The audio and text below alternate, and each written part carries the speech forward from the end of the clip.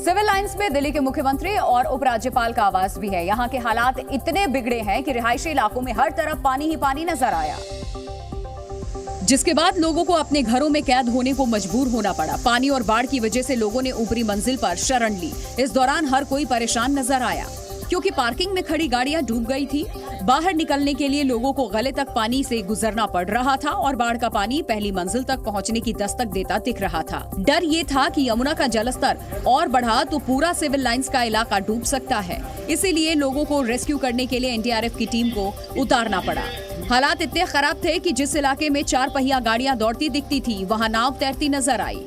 दिल्ली के civil lines इलाके के रामकिशोर मार्ग पर इस समय यमुना का पानी घुस गया है और यहाँ पर घरों के अंदर तक पानी पहुँच गया है। आपको हम दिखा रहे हैं वो तस्वीरें कि इस समय एनडीआरएफ की टीम जो है वो लोगों को रेस्क्यू करके लेके आ रही है और आप देखेंगे कि तमाम लोग जिनके घरों में इस समय पानी घुसा हुआ है उनको यहाँ से निकाला जा रहा है। मुश्किल वक्त में एनडीआरएफ की टीम देवदूत बनकर सामने आई। सिविल लाइंस इलाके में बाढ़ में फंसे हर एक शख्स को एनडीआरएफ की टीम ने बारी बारी से बाहर निकाला, जिसके बाद बाढ़ में फंसे लोगों ने राहत की सांस ली। हालांकि कुछ लोग हालात से परेशान भी दिखे। इस दौरान इलाके में एनडीआरएफ की बोट के अलावा ट्रैक्टर भी फर्राटा मारते दिखा। दिल्ली में इस तरह की स्थिति हो जाएगी ये तो हमने भी कभी नहीं सोचा था। इतने सालों से हम दिल्ली में बारिश की कवरेज कर रहे हैं, यमुना के जलस्तर की कवरेज कर रहे हैं, लेकिन ये तस्वीर जो है पहली बार देखी है। और आप देखेंगे किस तरह से पानी जो है भरा हुआ है। ये आप हरा गेट देखिए, इस हरे गेट पर जो पानी है वो पूरी तरह से ये गेट आधे से ज्यादा इस समय डूबा हुआ है। सिविल लाइंस इलाके में बाढ़ जैसे हालात इसलिए सोचने को मजबूर करते हैं क्योंकि इसी इलाके में दिल्ली के सीएम अरविंद केजरीवाल और उपराज्यपाल का घर भी है। सिविल लाइंस इलाके में बाढ़ के हालात से सवाल उठ रहे हैं कि जब इतने पॉश इलाके का ये हाल हो गया तो राजधानी के बाकी हिस्सों का हाल क्या होगा। यमुना का जलस्तर खतरे के निशान के पार हुआ तो दिल्ली का सबसे बड़ा शमशान घाट निगम बोध घाट भी डूब गया, जिसके बाद इसे अनिश्चित काल के लिए बंद कर दिया गया और घाट पर शवों के अंतिम संस्कार पर रोक लगानी पड़ी।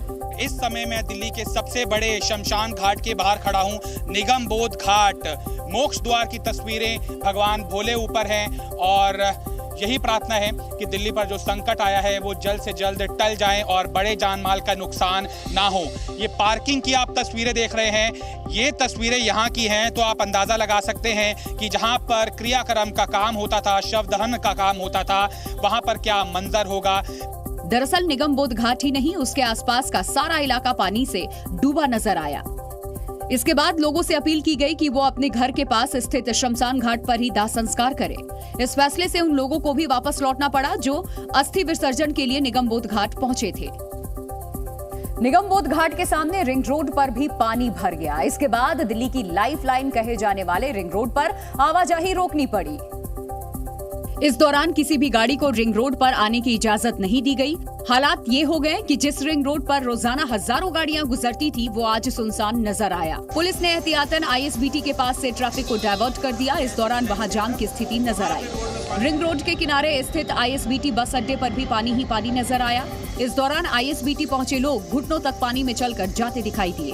राजधानी दिल्ली के सड़कों पर यमुना का पानी आ चुका है। ये तस्वीरें देखिए, ये तस्वीरें दिल्ली के ring road ISBT Kashmiri gate की है और यहाँ पर पानी घुटनों से ऊपर तक पहुँच चुका है। आईएसबीटी के दूसरी तरफ स्थित कश्मीरी गेट मेट्रो स्टेशन के सामने भी यमुना का पानी पहुंच गया।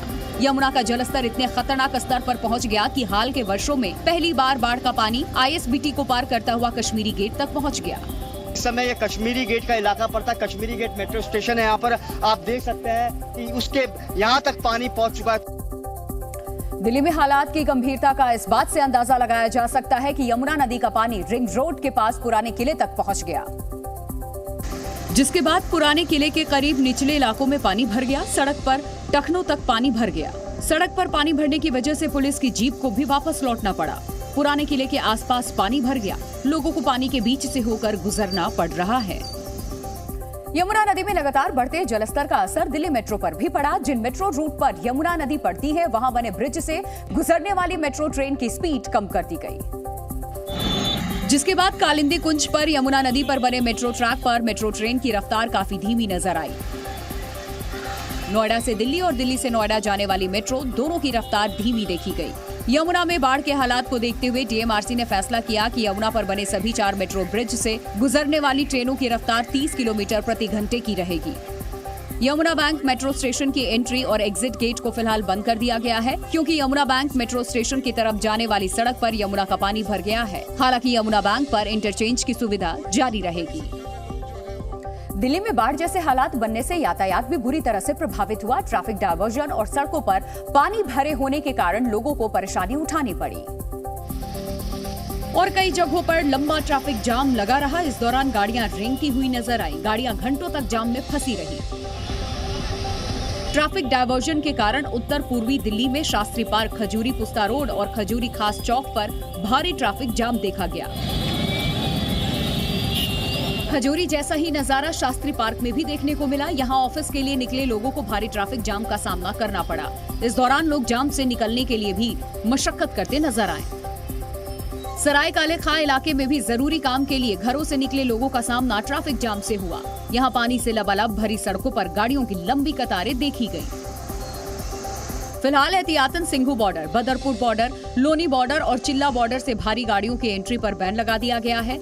दूसरे राज्यों से आने वाली बसों को आईएसबीटी कश्मीरी गेट न आकर सिंघू बॉर्डर पर ही रुकने को कहा गया है। हालांकि जरूरी सेवाओं में लगी गाड़ियों को छूट दी गई है।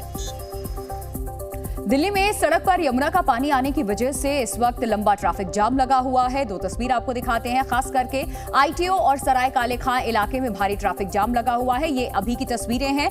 तस्वीरें आईटीओ और सराय काले खां की हैं, जहां सड़क पर काफी पानी जमा हुआ है। इसकी वजह से ट्रैफिक कछुए की रफ्तार से रेंग रहा है। गाड़ियों की लंबी लाइन कई किलोमीटर तक दिखाई दे रही है। ये ताजा तस्वीरें। इस वक्त आप 2 तस्वीर देख रहे हैं, किस तरीके से यहाँ पर पानी भरने की वजह से गाड़ियां रेंगती नजर आ रही हैं। केदारनाथ पैदल मार्ग पर लैंडस्लाइड से एक महिला की मौत हो गई। रुद्रप्रयाग गौरीकुंड मार्ग पर पहाड़ से पत्थर गिरने से एक महिला श्रद्धालु की मौत हो गई। रेस्क्यू टीम ने कड़ी मशक्कत के बाद महिला के शव को खाई से बाहर निकाला। उत्तराखंड के चमोली में बीआरओ ने पाइप का कच्चा पुल बनाकर लोगों का रेस्क्यू किया। दरअसल बाढ़ के पानी में यहां का पुल बह गया था और चीन सीमा से सटे जुम्मा गांव का संपर्क बाकी गांव से कट गया था। ऐसे में अस्थायी पुल बनाकर लोगों को बचाया गया। हरिद्वार में बारिश ने व्यापारियों की टेंशन बढ़ा दी है। कांवड़ यात्रा को देखते हुए दुकानदारों ने खास तैयारी की थी, लेकिन बारिश ने काम खराब कर दिया है। सड़कों पर पानी भरा हुआ है और दुकानों में मिट्टी और मलबा भरने लगा है। यूपी के बिजनौर में डीएम और एसपी ने बाढ़ प्रभावित इलाकों का जायजा लिया। नदियों के पास स्थित गांव में पानी भरने के बाद लोगों को राहत शिविरों तक पहुंचाया जा रहा है। मौसम विभाग ने बिजनौर में बारिश को लेकर रेड अलर्ट जारी कर रखा है। Zee News।